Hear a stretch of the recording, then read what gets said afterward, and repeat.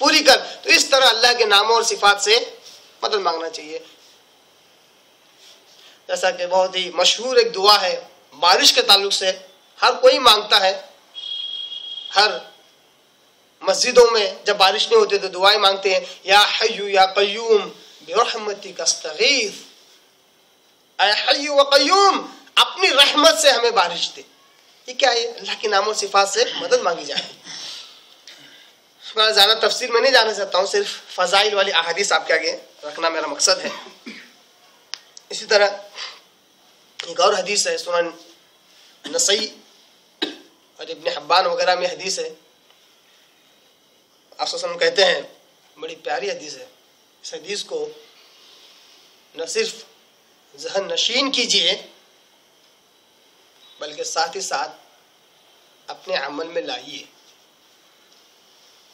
अगर आप चाहते हैं कि आपके और जन्नत के दरमियान कोई रोक ना हो सिवाय मौत के, तो आप इस हदीस को ज़हन नशीन कर लीजिए और अपने अमल में लाइए। नबी मोहतरम मोहम्मद मुस्तफ़ा सल्लल्लाहु अलैहि वसल्लम कहते हैं, मन क़रअ आयतुल कुर्सी, यहाँ पर लफ्ज आयतुल कुर्सी आ रहा है। क्या मालूम हुआ? ये जो सूरह बकरा की आयत में 255 है, इसका नाम आयतुल कुर्सी है। ये किसी के दिमाग की उपज नहीं है, किसी ने समझ लिया कि इसमें कुर्सी लफ्ज है इसलिए चलो इसका नाम आयतुल कुर्सी दे दो। ये किसी ने सोच कर नाम नहीं दिया। ये ऐसा बहुत सारे लोग क्या करते हैं, इस्लाम के बारे में पता नहीं कहाँ से कैसा जहन लेके आ जाते हैं। सुन्नत, नफिल नहीं, वाजिब, ये सब उलमाओं ने बनाए हुए हैं। इस्लाम को अपने दिमाग से समझते हैं। ये बात इसलिए बयान कर रहा हूं कि आयतुल कुर्सी ये किसी के दिमाग की उपज नहीं है, किसी के दिमाग की पैदावार नहीं है। ये हदीस मुबारका में ये अल्फाज आप कहते हैं, मन क़रा आयतुल कुर्सी, जिसने आयतुल कुर्सी को पढ़ा, उसकी तिलावत की,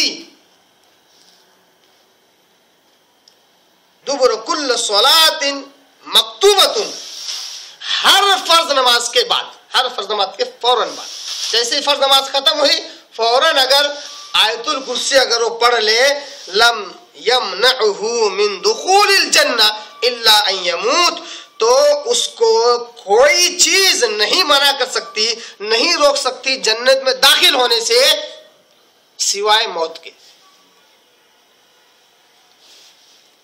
हदीस के खुली खुली अल्फाज, ज्यादा दिमाग लगाने की जरूरत नहीं है, ज्यादा सलाहियत की जरूरत नहीं है, ज्यादा सोचने समझने की जरूरत नहीं है, दूसरे अहादीस दूसरे कुरान की आयतों का इस्तदलाल करने की जरूरत नहीं है। बिल्कुल जाहिरी अल्फाज, बिल्कुल आसान फहम, आसान सा माना मफहूम, क्या कि जिसने हर फर्ज नमाज के बाद आयतुल कुर्सी पढ़ी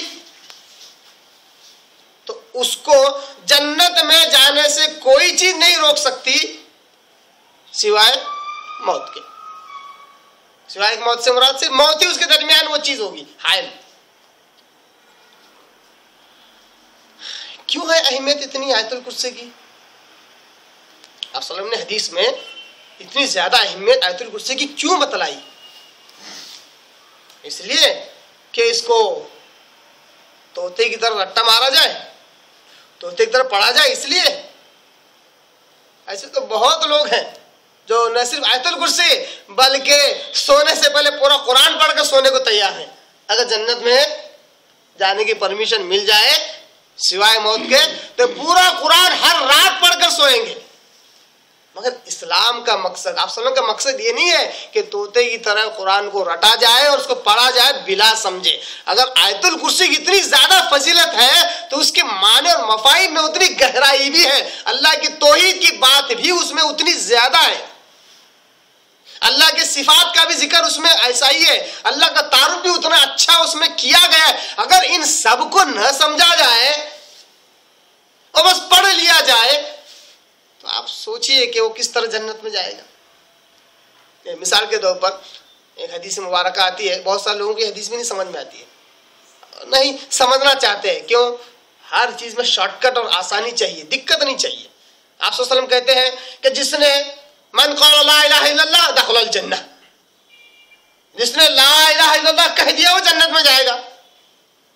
जबकि हदीस इसके अलावा और बहुत कुछ है आगे, हम आगे पीछे कुछ नहीं देखना चाहते। क्यों? डायरेक्ट चाबी मिल गई जन्नत की, हम खुश हो जाते हैं। मन क़ाल ला इलाहा इल्लल्लाह दख़लल जन्नह, जिसने ला इलाहा इल्लल्लाह कह दिया वो जन्नत में जाएगा। तो आज हर कोई ला इलाहा, अब समझ रहा है कि वो जन्नत में जाने की तैयारी कर रहा है।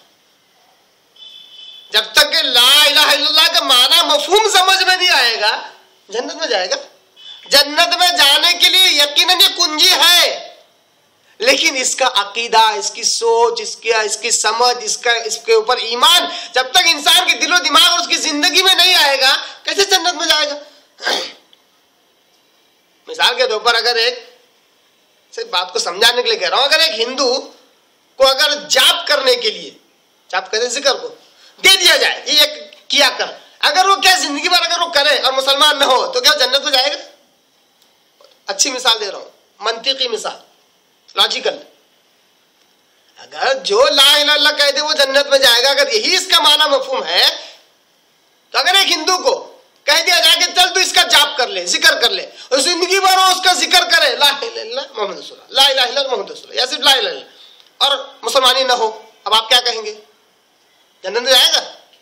आप बोलेंगे नहीं नहीं, हदीस का मफहूम वो नहीं है। हदीस का मफहूम है ईमान ले आए, फिर अल्लाह की तौहीद का इकरार करे, उसके साथ किसी को शरीक ना करे, तब जाके ये कलिमे का विर्द फायदामंद होगा।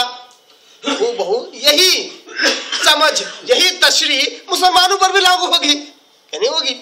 हिंदू है तो लागू होगी, मुसलमान पर लागू नहीं होगी, मुसलमान पर लागू होगी। उसको भी चाहिए कि ला इलाहा इल्लल्लाह का सही मफहूम समझे, माना समझे, उसको अपनी जिंदगी में लाए, शिर्क से बचे,